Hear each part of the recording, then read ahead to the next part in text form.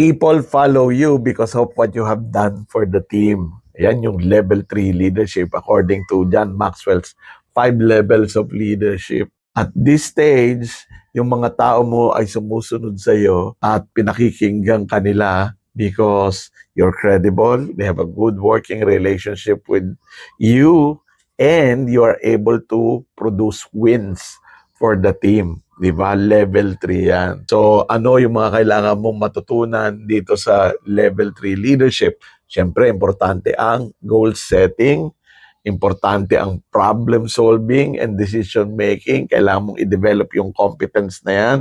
Strategy and planning. Siyempre, importante din yung collaboration and making people accountable for their performance, their results. And siyempre, hindi mawawala yung leading by example. So, maraming mga conceptual leadership competencies na dapat nating matutunan para maging mahusay sa pag-deliver ng result, no? Sa level 3.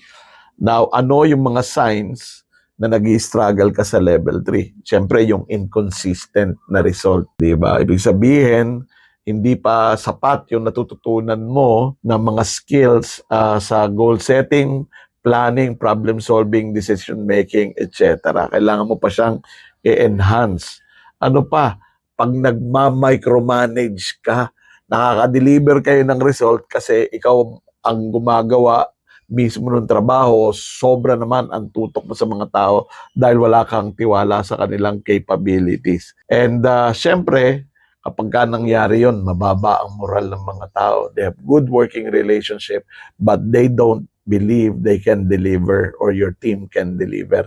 You will lose achievement-oriented people if you don't solve this problem. Now, level 3 leadership takes care of the now. Yung level 4 leadership takes care of the future. Abangan nyo yung video on that.